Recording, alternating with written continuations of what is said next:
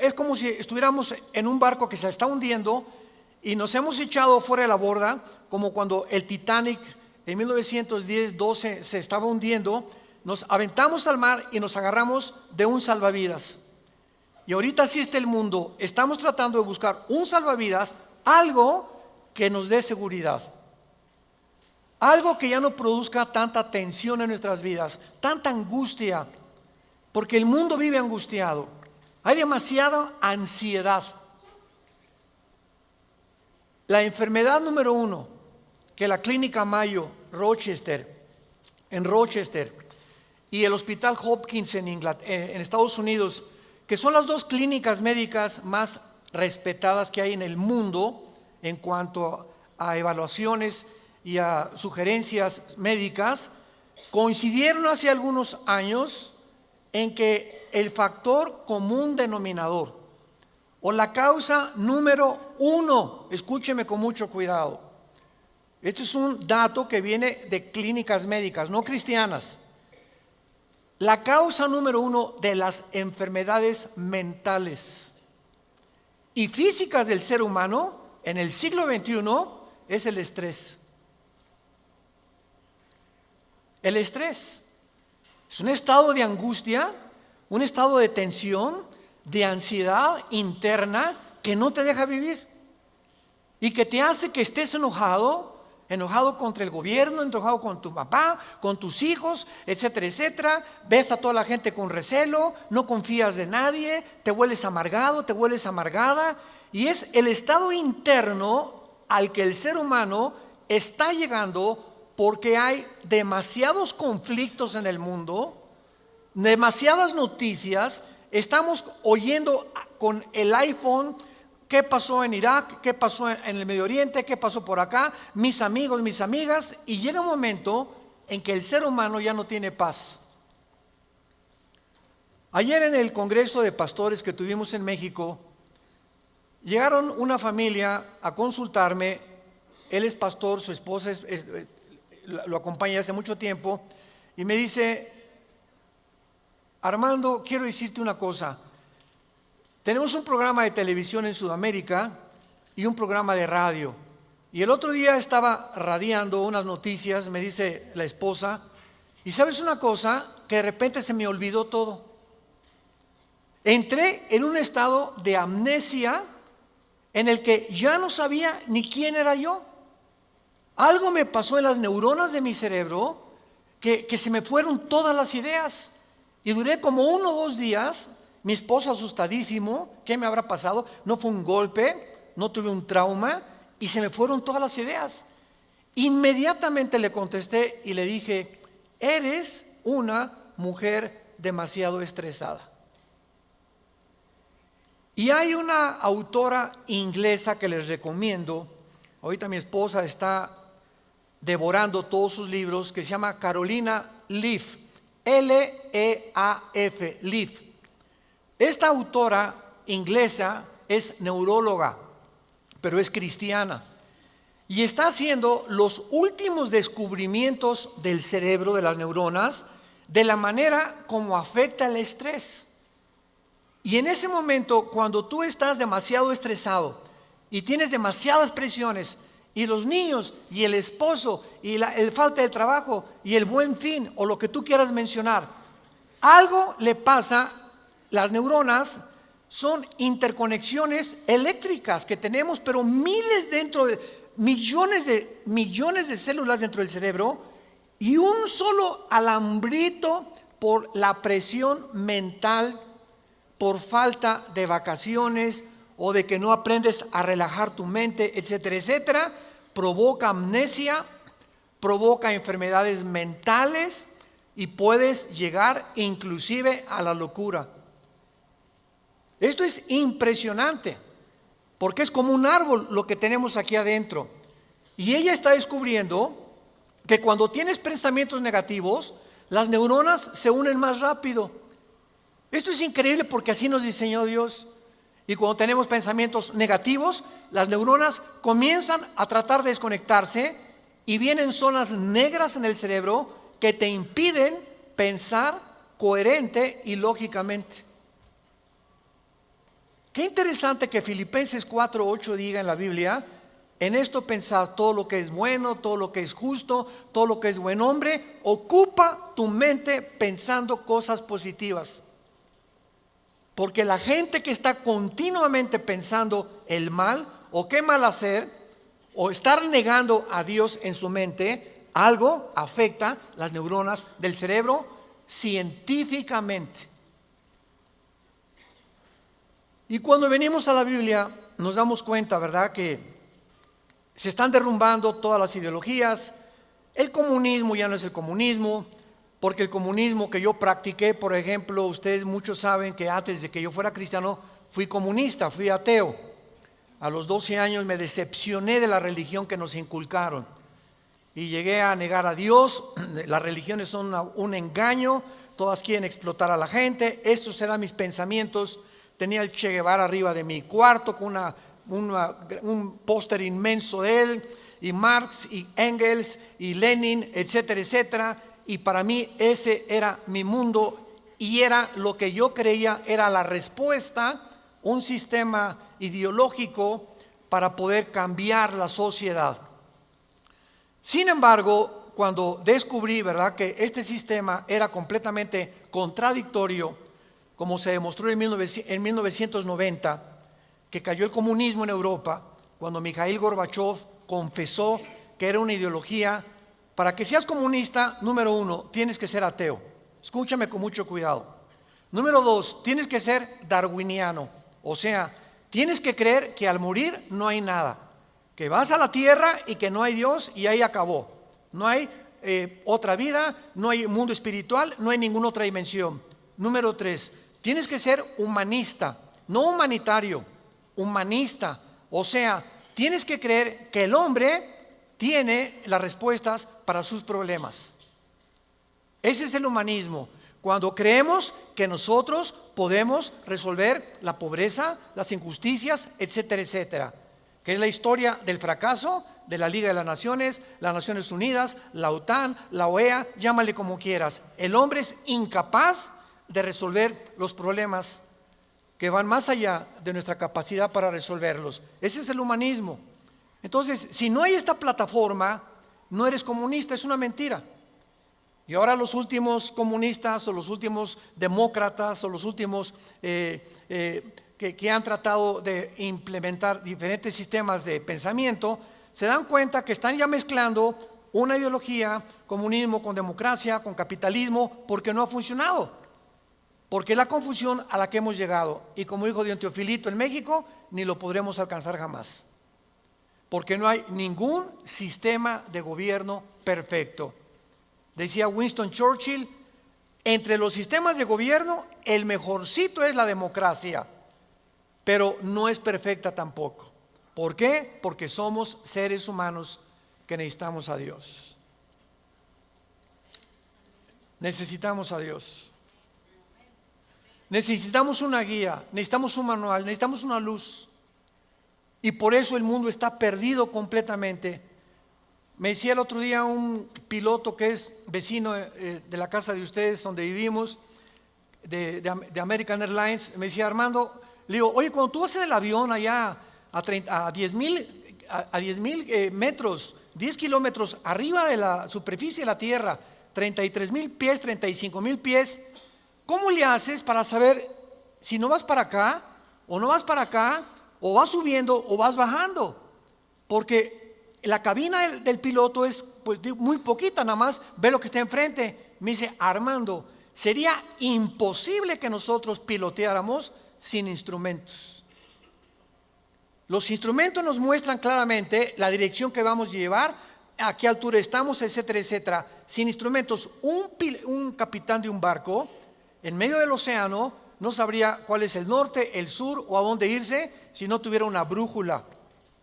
Y así nosotros no sabemos a dónde ir si no tenemos instrumentos, si no tenemos un mapa que nos ha dejado Dios, que se llama las Sagradas Escrituras.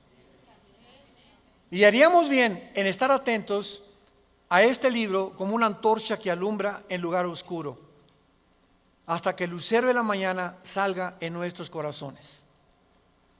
vamos pues a abordar este tema y esta serie, porque ante todos los eventos que está el mundo atravesando actualmente, que amenazan nuestra tranquilidad, nuestra familia, nuestro futuro, provocan ansiedad, angustia. ¿Qué pasa si pierdo el trabajo? ¿Qué pasa si el peso pierde más valor ante el dólar? Si cae el petróleo, si viene un gobierno en México, o si viene una guerra nuclear. Todas estas cosas producen ansiedad, producen incertidumbre, producen intranquilidad. Y Dios no quiere que vivamos así.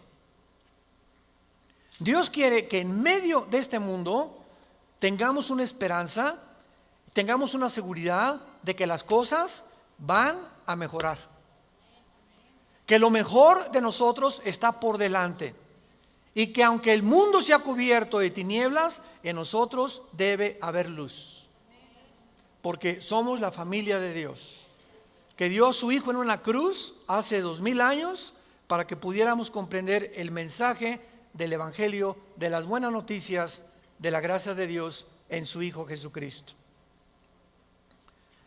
Podemos saber exactamente, y este es el tema que vamos a abordar en toda esta serie, podemos en la Biblia encontrar datos, información que nos digan en qué tiempo de la historia nos encontramos. ¿Podríamos realmente decir con seguridad nos encontramos a 10 años de que Cristo venga, o a 5 años de que Cristo venga, o nos encontramos al borde de un caos nuclear, o estamos en la orillita de la autodestrucción del ser humano? Esta información se encuentra en este libro, porque cuando comienzas a escudriñar este libro y nos comenzamos a ver que Dios nos comienza a despejar incógnitas y los velos negros que nos impiden ver hacia adelante comienzan a ser quitados por la luz del Espíritu de Dios, comenzamos a caminar con confianza en la vida. Si yo estoy en una cueva oscura, yo no sé si dar un paso por acá porque no veo, está tan oscuro que a lo mejor está ahí un murciélago o una roca o algo. Pero si alguien me da una lámpara, ¿qué hace la lámpara? Inmediatamente me alumbra 4, 5, 10 metros hacia adelante, y con esa lámpara puedo caminar con confianza porque voy viendo dónde voy pisando. ¿Correcto? Bueno, así es exactamente en el mundo espiritual. El mundo ahorita no tiene lámpara, están así. ¿Será melón? ¿Será sandía? ¿Será ya sabes quién? Por aquí, por allá, y para dónde. Esto, tendrá razón ellos, tendrá razón estos, tendrá razón este gobernante, por acá, y así está el mundo. Pero cuando tenemos la palabra profética más segura, vamos a comenzar a caminar con confianza y a darnos cuenta del Dios que nos dice: no temas, no temas, estoy contigo, nunca te dejaré, nunca te voy a abandonar. Estaré contigo todos los días hasta el fin del mundo. Y aunque se cierren los cielos aparentemente, y la oscuridad, la tierra esté cubierta de ella, mientras más oscuro, las estrellas se ven mejor. Mientras más oscuro, vamos a tener más luz, porque vamos a poder brillar en medio de las tinieblas. Claro que la Biblia nos va a revelar todos estos sucesos y calamidades antes de que sucedan, para que cuando sucedan corroboremos, comprobemos, confirmemos que Jesús tuvo realmente la razón y que Él es el Hijo de Dios. Y esto es lo que nos da la fortaleza, las convicciones, porque lo que más se necesita ahorita en el mundo es seres humanos con convicciones profundas en sus vidas, con mucha integridad para vivir.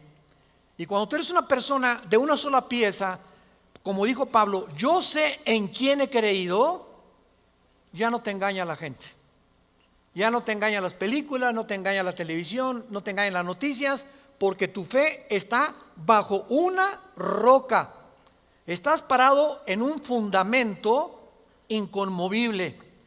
Y este fundamento es la palabra de Dios. Vayamos a ver algunos pasajes. En primer lugar, en el capítulo 46 del libro de Isaías. Si no traes la Biblia, por eso estás así. Con razón. En Isaías capítulo 46, versículo del 9 al 10, veamos algunas respuestas anticipadas que este profeta hace 2700 años escribió. Isaías 46, versículo 9 y versículo 10.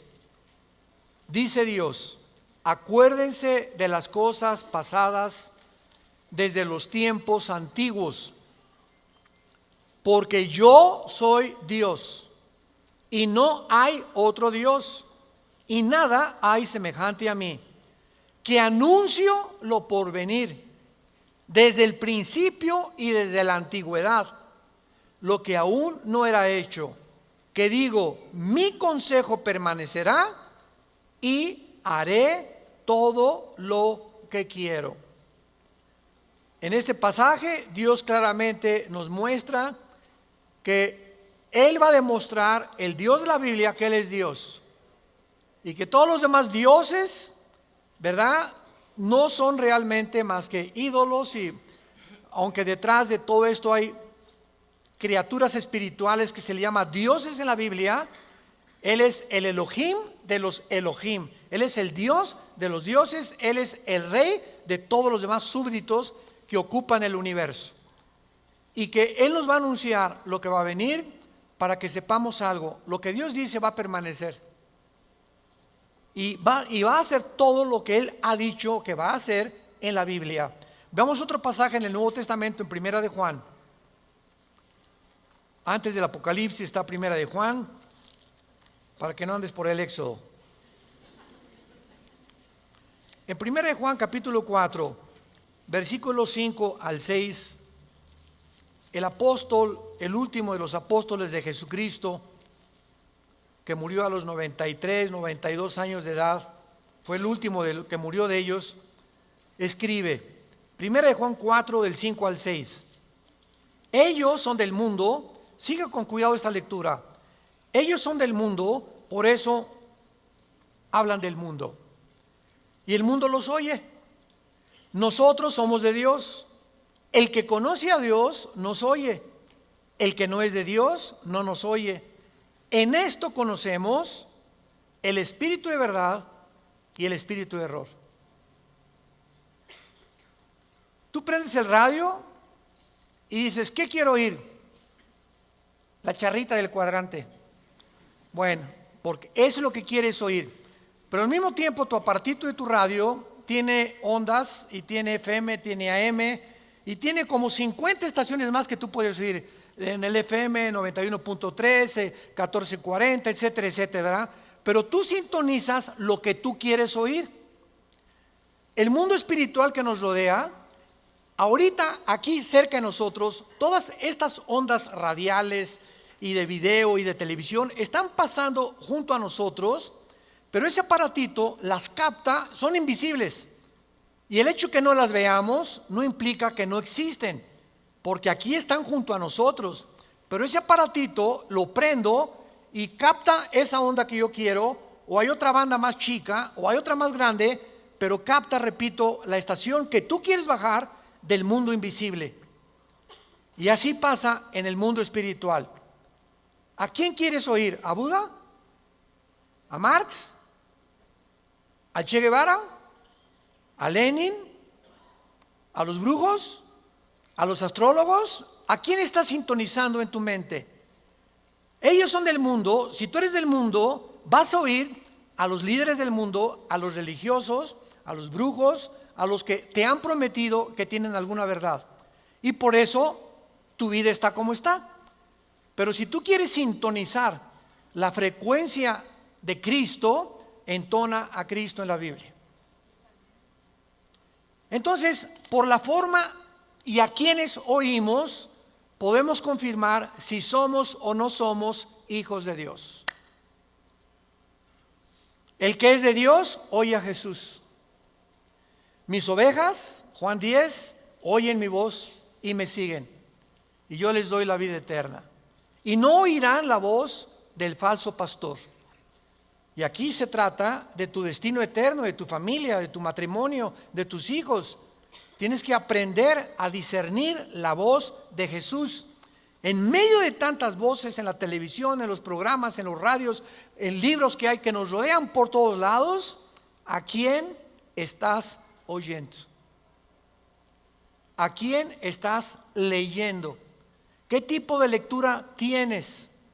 ¿Qué tipo de actividades tienes para saber si tú eres y tienes el espíritu de verdad o tienes el espíritu de error? Muy bien. En la Biblia tenemos tres principales fuentes de información de las profecías bíblicas. Esto es bien importante.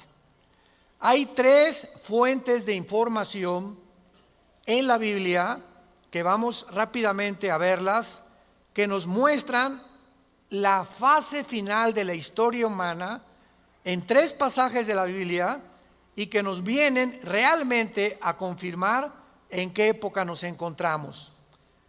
Estas tres son, en primer lugar, el Sermón del Monte de Jesús, que se encuentra en Mateo 24, Marcos 13 y Lucas 21. ¿Cuál es el Sermón del Monte? Cuando los discípulos se acercaron a Jesús, dinos, ¿cuándo será la señal del fin del mundo? ¿Cuándo serán estas cosas y cuándo será la señal de que tú vas a regresar? Y ahí Cristo comienza a enumerar una serie de eventos y señales. Habrá guerras, falsos profetas, muchos van a ser engañados, pestes, terremotos, y será el principio de los dolores. La segunda fuente de información se encuentra en Primera de Tesalonicenses, capítulo 4, del 3 al capítulo 5, versículo 4. Esta revelación la compartió el apóstol Pablo de los últimos tiempos. Y la tercera revelación acerca de los últimos tiempos la encontramos en el libro del Apocalipsis, del capítulo 5 al capítulo 19. En estos capítulos se encuentra claramente todo lo que la planeta Tierra y la humanidad va a atravesar. Ahora, muy bien, cuando estudiamos estos pasajes, podemos concluir que efectivamente vendrán tiempos difíciles al mundo, sorpresivos y amenazadores, que es de lo que hemos estado hablando en los últimos 10, 15 minutos.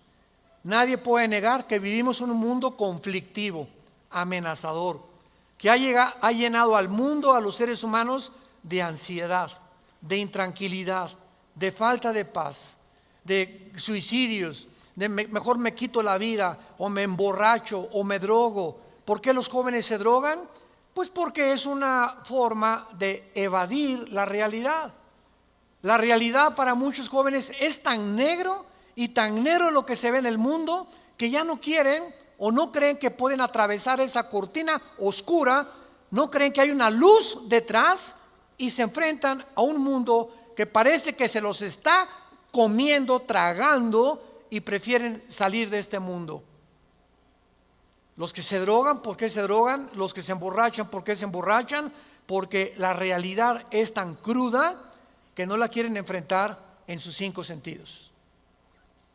Entonces, detrás de cada persona drogadicta, alcohólica, etcétera, etcétera, se encuentra un conflicto interno espiritual.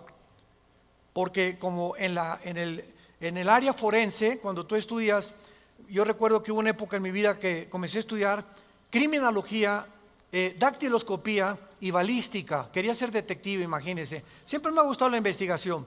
Y me dio unos meses por meterme y compré libros, etcétera, etcétera.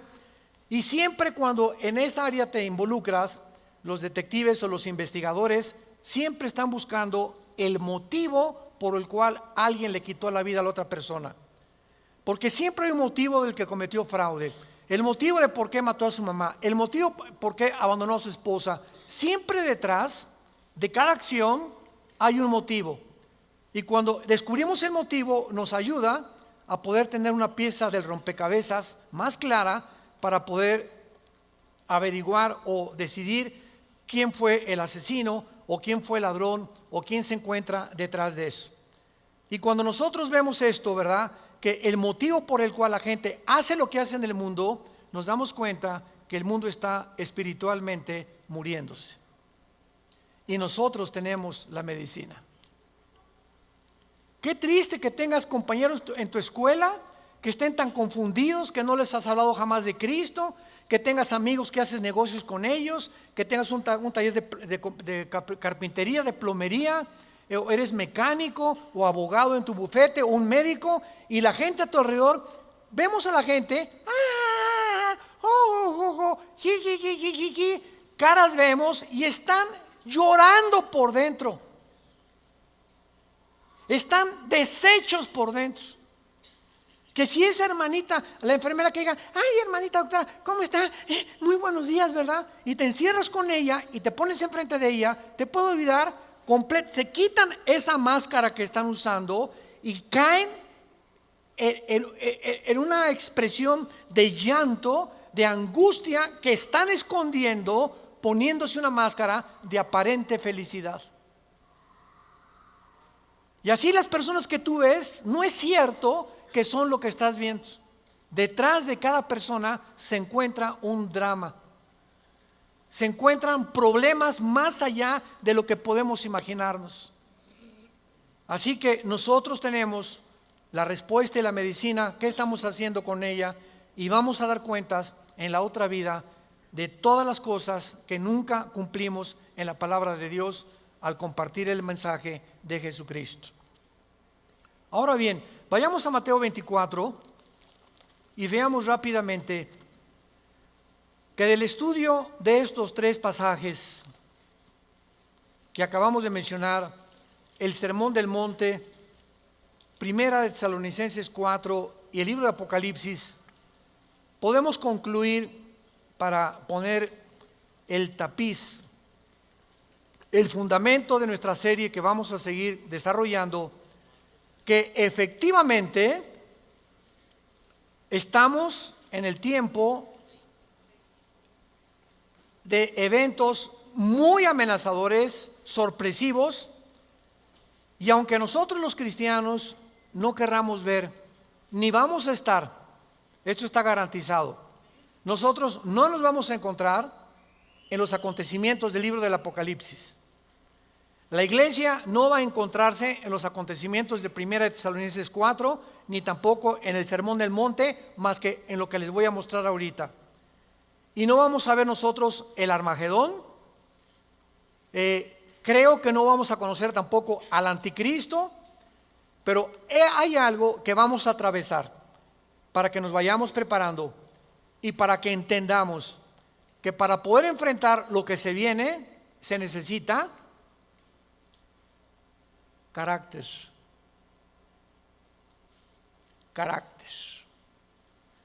¿Qué es el carácter? Es la formación interna que el Espíritu Santo nos quiere dar, donde estableces fundamentos y convicciones inconmovibles en tu vida. He decidido hacer esto, lo haces. Puntualidad, responsabilidad. Una persona, un cristiano irresponsable, tiene mucho que trabajar con su carácter. Un cristiano que siempre llega tarde a todos lados, tiene que trabajar mucho con su carácter. Decía hace algunos años, cuando Henry Ford hizo el primer carro modelo T, 1904, corría como 25 kilómetros por hora. Su hijo Henry Ford II tomó la Ford Motor Company, la compañía de carros Ford en Estados Unidos, que fue la que más comenzó a vender carros a principios del siglo XX.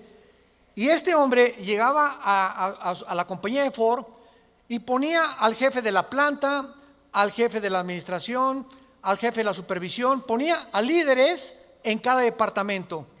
Y él llegaba cada 2 o 3 meses, y si ese líder no hacía que funcionara la planta que él le había dado, lo corría. Dice, un líder, decía Henry Ford II, es la persona que hace que las cosas sucedan. Y si tú estás al frente de una responsabilidad y no cambias la situación, o no cambias la manera de pensar de los hombres o de tus soldados que tienes bajo tu responsabilidad, tú no eres líder. Entonces, qué importante es que la Biblia dice que todos nosotros debemos ser líderes. Y si somos líderes, tenemos que hacer cambiar las cosas de alguna manera. Vas a hacer cambiar a tu amigo, y vas a hacer cambiar a tu amiga, y vas a hacer cambiar a tus amigos de la escuela, hasta a tus maestros los vas a confrontar algún día. Discúlpeme, maestro, con el respeto que se merece, no venimos del chango.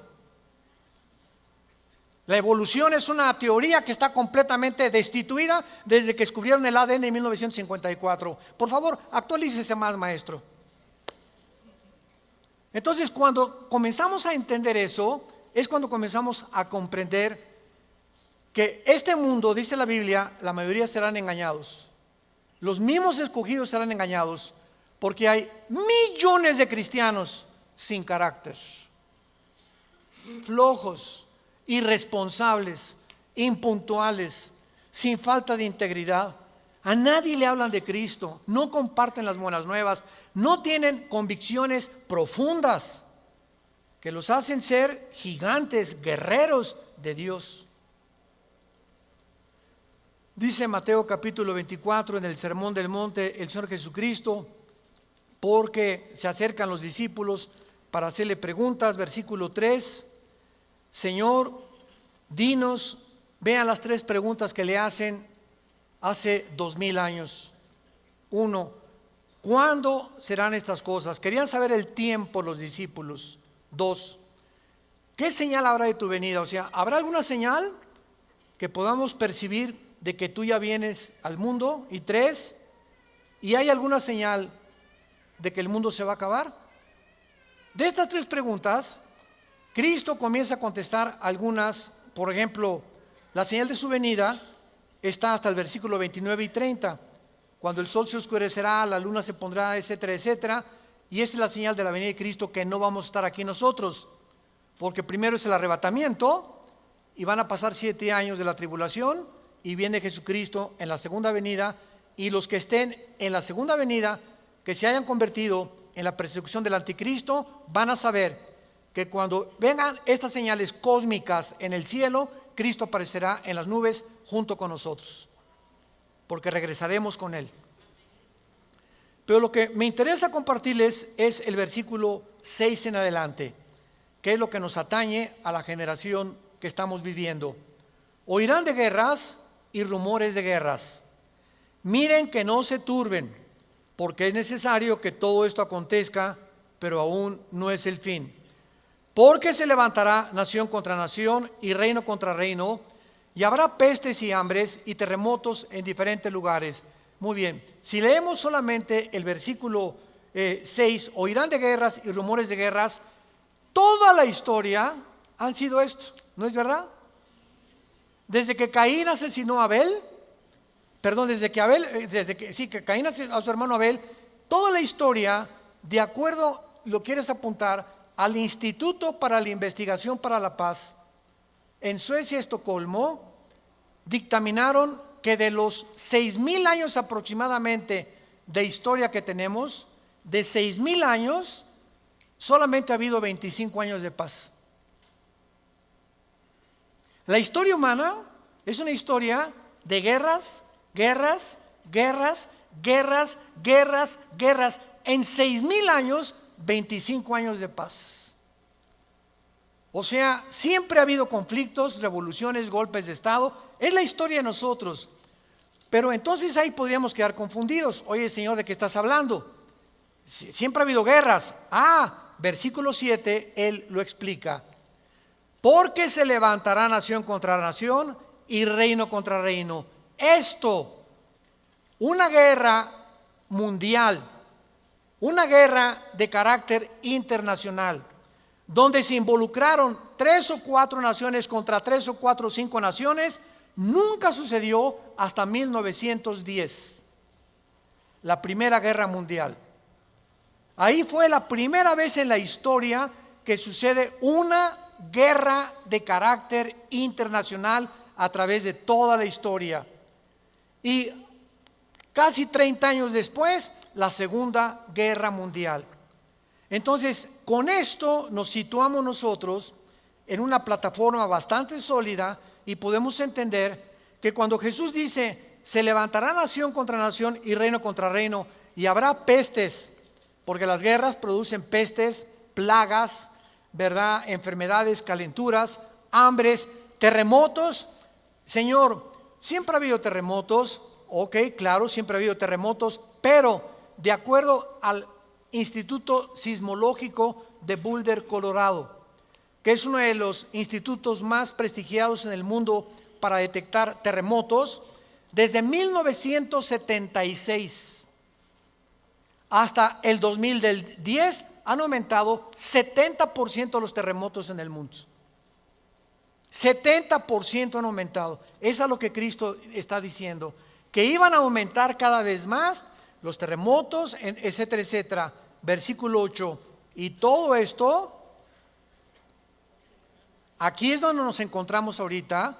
Nos encontramos en el principio de los dolores. Nos encontramos en un mundo donde el matrimonio ya está dejando de existir. En un mundo donde el ser humano está contagiado e infectado filosófica, religiosa, política, económicamente. Unos voltean por acá, ¿dónde estará la solución? Voltean a sus ídolos, otros consultan muertos, otros consultan espíritus, otros, etcétera, etcétera. Es impresionante a donde el mundo se encuentra actualmente. Impresionante. Y esto es precisamente lo que Jesucristo nos quería decir para que estemos preparados. Ahora, muy bien, después de estos principios de dolores, nos vamos. Adiós, mundo cruel. Adiós, mi perro fido. Adiós, adiós, mundo cruel. Ya nunca te veré. Después de este principio de dolores, van a aumentar, imaginémonos, van a aumentar las catástrofes en el mundo y los terremotos y las plagas y las pestes y la confusión, que va a estar el mundo en un estado tan grande de confusión que va a pavimentar el camino para que se levante un hombre en el Medio Oriente que la Biblia le llama la bestia. De todos los animales que el Espíritu Santo buscó, las hienas, los leopardos, los osos, los leones, depredadores, no encontró el Espíritu Santo un nombre, un adjetivo para designar a este hombre, y por eso simplemente la Biblia le llama una bestia, un depredador, cruel, sanguinario, y su otro nombre es el anticristo. Todos los dictadores, síganme con cuidado, de la historia, todos han surgido de un mundo caótico. El caldo de cultivo para producir un dictador es que la situación se encuentre aparentemente sin solución. Corrupción, oscuridad, etcétera, etcétera. Y en medio de esto surgen hombres prometiendo mejorar las cosas. Hitler entró democráticamente. Stalin entró democráticamente. Saddam Hussein entró democráticamente. No es verdad que entren a través de un golpe de Estado los líderes, la mayoría entran a través del pueblo, pero una vez que el pueblo los levanta, a ver quién los quita. Y en medio de esto es cuando el mundo va a ver en Europa que va a estar una oscuridad total en Europa. Ahorita la salida de Inglaterra de la Unión Europea, el Brexit famoso. Ahorita en Europa ya no existe, damas y caballeros, santos de Dios. Las únicas dos naciones que sobreviven en Europa es Alemania y Francia. España, Portugal, Grecia e Italia están hundidas económicamente, sin dinero para poder levantarse. Y no hay ninguna esperanza para estas naciones. Había el Fondo Monetario Internacional que lo estaba manejando Alemania, se les acabó el dinero ya. Y Francia está ayudando un poquito a Alemania. Y gracias a Dios que en Alemania la ministra Angela Merkel es cristiana. En todo el mundo es la única líder que sus padres fueron pastores y ella dijo en enero de este año, Europa tiene que regresar a Dios.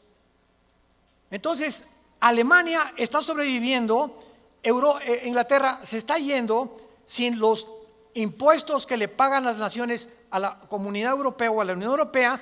Ya no va a haber forma de sostener una Unión Europea, que era el sueño de los europeos después de la Segunda Guerra Mundial. Y está el campo preparado para que surja el hombre, la bestia, el anticristo, el hijo de perdición, que la Biblia profetiza que se va a levantar y va a traer soluciones al mundo, va a resolver problemas de la pobreza, de la economía, de la política, ideologías, y el mundo se va a asombrar porque este hombre no va a ser un hombre normal. Va a ser un hombre poseído por un principado satánico. Lo hemos visto en otras conferencias en el libro del Apocalipsis, ya no nos da tiempo para eso. Pero va a ser un hombre que va a hacer milagros sobrenaturales. Y va a tener a un compadre que en Apocalipsis 13 se le llama el falso profeta, que va a ser, fíjense, un líder religioso unido a un líder político. El líder político, el anticristo, va a usar a un líder religioso para que el líder religioso convenza al mundo de ponerse la marca el 666. Y cuando el líder religioso convenza al mundo y haga milagros, este líder religioso, el anticristo lo va a matar. Y va a deshacer la ciudad de donde salga el líder religioso, y el anticristo a la mitad de los 3 años y medio va a proclamarse. Según Tesalonicenses capítulo 2, del 3 al 4, se va a proclamar que Él es Dios. Va a entrar al templo judío, va a violar el templo judío y va a hacer que el mundo lo adore como Dios. Pero, ¿será eso posible? ¿Que pueda llegar la humanidad a tal grado de adorar a un hombre como Dios? La historia nos enseña que el hombre no aprende la historia. ¿Se acuerdan de esa frase? Y el que no conoce la historia está condenado a repetirla. ¿Qué pasó con los césares romanos? Los césares romanos mandaron a la gente que los adoraran como dioses. Y los césares romanos se erigieron como dioses. Calígula mata a su familia. Nerón tenía de amante a un niño de 10 años. Era una depravación impresionante. Cuenta la historia que cuando un emperador romano estaba en el Coliseo, cuando vayan a Roma, vayan al Coliseo, es impresionante ver el Coliseo romano. Todavía en el Coliseo romano, cuando vayan a Roma, las manchas de la sangre de hace 2000 años, de los mártires que mataron los leones y quemaron vivos y que arrastraron, ahí están todavía las manchas de la sangre que las han mantenido. Bueno, pues cuenta la historia, ¿verdad?, que estaba el César en un coliseo, en el Coliseo romano, y entonces todo el mundo se tenía que hincar y decirle, salve César. Y un hombre se quedó parado, que aparece en Apocalipsis con el nombre de Antipas. Y entonces se quedó parado y el César le dijo a un centurión, ve por favor y ve que es esclavo, ¿por qué no se hinca? Y el centurión romano fue con Antipas, le dijo, Antipas, tienes que hincarte porque si no te van a matar. Y entonces y además le dijo el centurión, te van a matar y ¿no ves que todo el mundo está contra ti? ¿No ves que tú eres el único? Y Antipas contestó, dile al César que si todo el mundo está contra mí, yo estoy contra todo el mundo, porque así murió mi Señor. Lo quemaron vivo en un balde grandísimo de aceite hirviendo. Y por eso Cristo le llama en Apocalipsis mi testigo fiel. Va a llegar un momento, santos de Dios, en que el mundo va a estar contra nosotros y ahí se van a denotar tus convicciones. Y si tus amigos están contra ti y tu familia está contra ti y el mundo está contra ti, nosotros estamos en contra de ellos.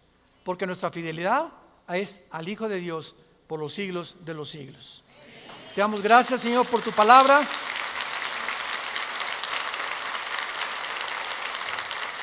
Bendito sea, bendito sea el nombre del Hijo de Dios, que nos ha hecho renacer su Padre para una esperanza viva por medio de su resurrección de entre los muertos, para que tengamos una esperanza que no puede morir en nuestro corazón y permanezcamos fieles a esta esperanza a la que todos hemos sido llamados. Al gran pastor de las ovejas, nuestro Señor Jesús, es nuestra lealtad, es nuestro amor, es nuestro corazón, porque Él fue el que dio su vida en nuestro lugar. A ti, Jesús, te damos gracias por vivir dentro de nosotros y saber que más pronto de lo que nos imaginamos, vienes por tu iglesia.